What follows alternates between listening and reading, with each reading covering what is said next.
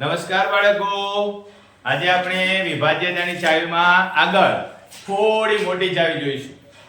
કઈ ચાવી શીખવીશ કયો? કે હું જ કહી દઉં? અત્યાર સુધી તમે કઈ કઈ ચાવી શીખ્યા? 2 ની, 3 ની, 4 ની, 5 ની, 6 ની, 7 ની શીખી લીધી ને? 8, 9, 10, 11 સુધી આપણે ચાવી શીખી લીધી. આજે આપણે તમને નવી ચાવી બતાવો. શેની ચાવી બતાવો? 12 ની ચાવી બતાવી દઉં. ચાલો, તો 12 ની ચાવી શીખવા માટે શું ધ્યાનમાં રાખવાનું છે, એની શરત શું છે?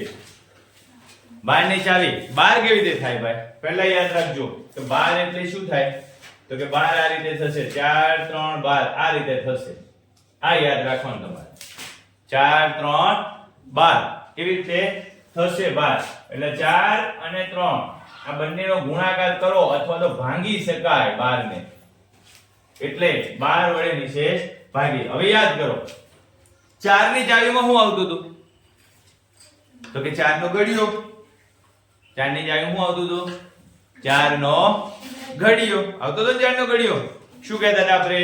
તો કે છેલ્લા બે આંકડા એકમનો અને દશકના બે આંકડાને આપણે 4 વડે ભાગી શકીએ. એટલે કે 4 ના ગુણકમાં હોય તો જ એને આપણે 4 વડે આખી સંખ્યાને ભાગી શકીશું.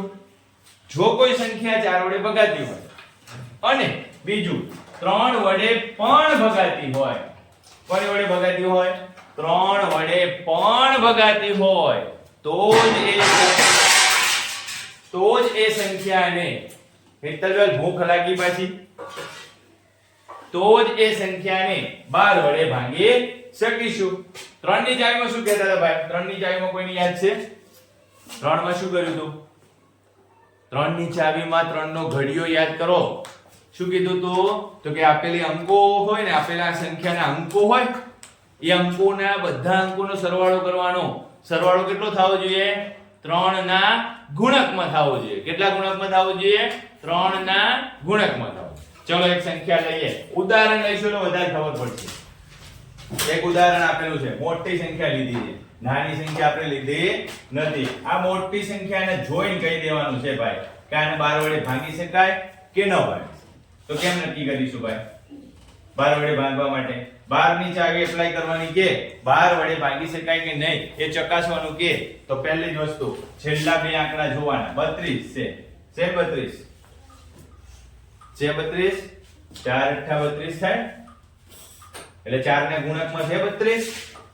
32 4 ના ગુણકમાં છે એટલે એને 4 વડે ભાગી શકીશ.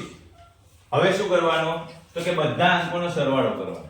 અહીં કરેલો છે જો, બધા અંકોનો શું કરવાનો? સરવાળો કરવાનો. કરો. 5 ને 4 9, 9 ને 7 16, 16 ને 6 કેટલા થશે? 16 ને 6 22, 22 ને 3 25, 25 ને 2 27. આવ્યું 27? આવ્યું 27? જો 3 ના ઘડિયામાં આવશે 3 1 3 3 2 6 એમ તમે 3 નો ઘડિયો બોલો. 3 9 27 3 ના ઘડિયામાં આવ્યો ને, એટલે 3 ના ગુણકમાં પણ છે, એટલે 4 વડે પણ ભાગી શકાય અને 3 વડે પણ ભાગી શકાય. એટલે આપેલી સંખ્યાને આપણે 12 વડે ભાગી શકીશું. ઓકે, ચાલો આગળ એક ઉદાહરણ જાતે કરીએ. શું કરીશું? ઉદાહરણ જાતે કરીશું. આ એક સંખ્યા લઈએ, કોઈ પણ એક સંખ્યા લઈ લો. ચલો મોટી સંખ્યા લઈ લો. 6 63 7 254. શું છે? 6,37,254 છે. છેલ્લા બે આંકડા જો 54. છેલ્લા બે આંકડા શું જોવાના? 54. 4 વડે ભાગી શકાય છે? 54 4 ના ગુણકમાં છે, જોઈએ. 54 ભાગ્યા 4 નથી ભગાતો. 54 4 વડે ભગાતો નથી. આખી સંખ્યાને આપણે 4 વડે ભાગી શકીશું, 12 વડે ભાગી શકીશું નહીં. કેમ? તો 4 વડે જ નથી ભગાતી, તો 12 વડે કેમ ભગાશે? નહીં ભગાય. બરોબર? ચલો આગળ બીજી એક સંખ્યા લઈએ. 30,012 જો આ 4 ના ગુણકમાં છે,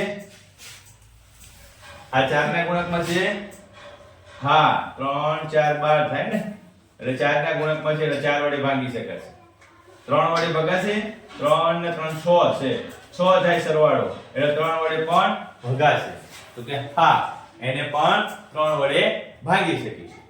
ચાલો બીજી એક સંખ્યા નવી લઈએ, બીજી સંખ્યા કઈ લઈએ? નવી લઈએ. અહીં ચોગડો આપેલો છે કે હું બગડો કરી દઉં. શું કરી દઉં? બગડો કરી દઉં. 6,37,252 કરી નાખું છું. કેટલા કરી નાખું છું? 52. હવે કયો જુઓ 5 ને 2 52 થયા ને, એટલે 13 ચોક 52 થશે. કેટલા 52 થશે?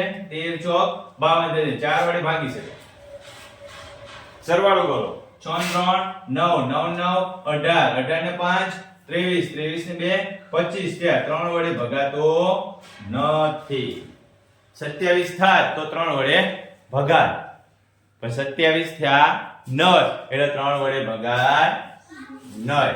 ખાસ ધ્યાનમાં રાખવાનું. બીજા ઉદાહરણ તમને આપેલા છે, એક આ ઉદાહરણ છે, એક આ ઉદાહરણ, એક આ ઉદાહરણ, એક આ ઉદાહરણ. તમારે નોટમાં સરસ રીતે લખી કાલે મને 12 ની ચાવી મેં તમને શીખવાડ્યું એ રીતે જ ગણીને બતાવવાનું છે. ઓકે બાળકો, આવજો.